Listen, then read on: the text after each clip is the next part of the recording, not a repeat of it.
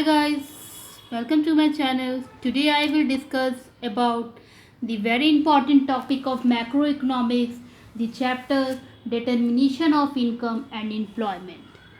Before this started video, I would like to say a very good day to all of you. So now let's start the video.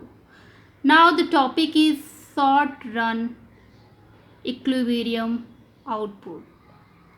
Short run equilibrium output. Equilibrium का सबसे पहले हम meaning जानेंगे.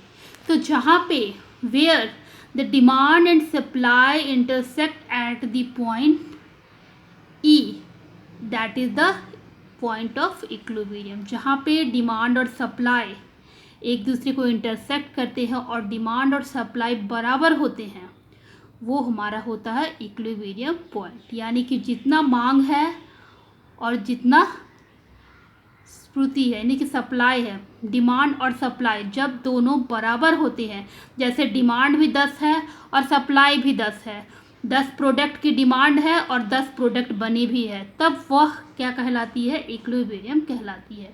तो आइए इसे जानते हैं. Short run according to J M. Keynes जो एक अर्थशास्त्री हैं, उनके अनुसार a period of time during which level of output is determined exclusively by the level of employment in the economy is termed as short run. इसे हम short run कहते हैं.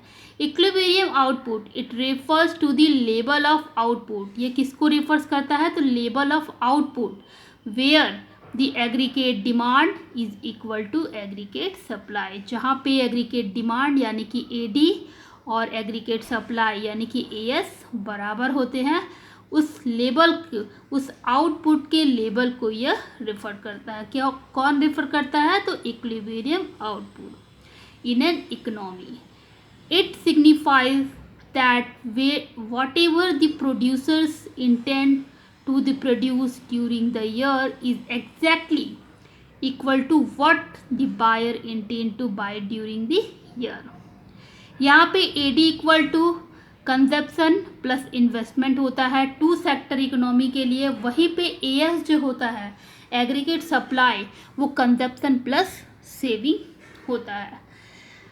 Where AD equal to aggregate demand, AS equal to aggregate supply. जहाँ पे as और AD को हम लोग एग्रीगेट डिमांड कहते हैं और एएस को एग्रीगेट सप्लाई कहते हैं. सी कंजप्शन और आई इन्वेस्टमेंट एस सेविंग को कहा जाता है. आप डायग्राम में देख सकते हैं कि ए एस इक्वल टू क्या हो जाएगा? सी प्लस एस, और वहीं पे ए डी इक्वल टू हो जाएगा क्या? सी प्लस आई. यहाँ पे देखिए पॉइंट ऑफ इक्विलिब्रियम, यानी कि ई जो है वहाँ पे डिमांड, एग्रीगेट डिमांड और एग्रीगेट सप्लाई जो है वो बराबर है. अब जानते हैं डिटर्मिनेशन ऑफ इक्विलिब्रियम आउटपुट, मतलब इक्विलिब्रियम आउटपुट को कैसे निर्धारित किया जाता है.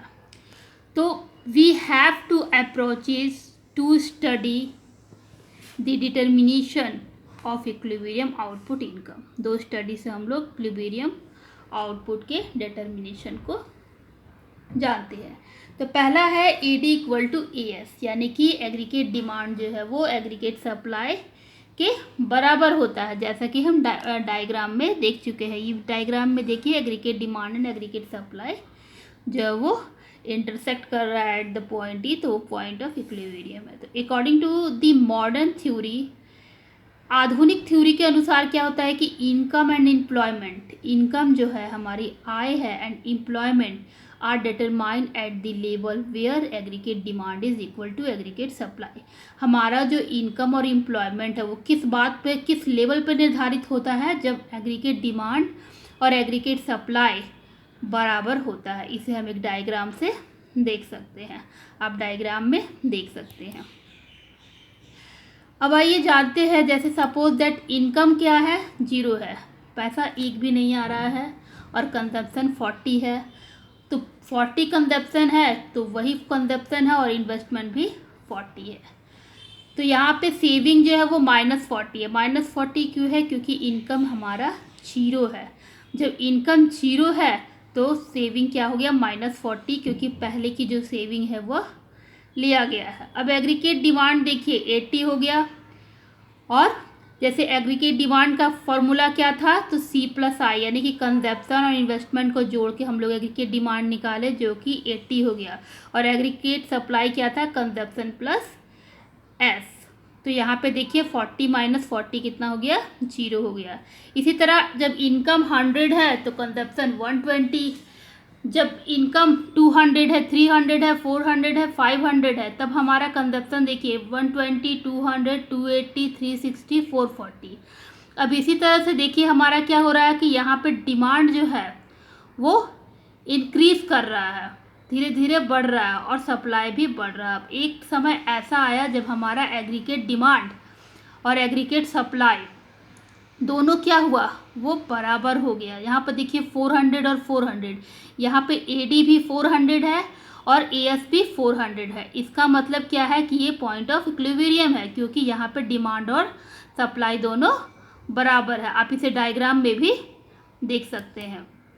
नेक्स्ट हमारा है इफेक्टिव डिमांड। अब इफेक्टिव डिमांड क्या होता है, इफेक्टिव यानी जो कि पूरे डिमांड को इफेक्ट करता है। तो इफेक्टिव डिमांड क्या हो जाता है, इफेक्टिव डिमांड को हम लोग डिटरमाइन करते हैं कैसे, लेवल ऑफ एम्प्लॉयमेंट से, जो कि एग्रीगेट डिमांड का प्राइस और एग्रीगेट सप्लाई का प्राइस होता है। तो aggregate demand price is the amount of money और price which all entrepreneur expect to receive from the sale of output produced by a given number of man employed.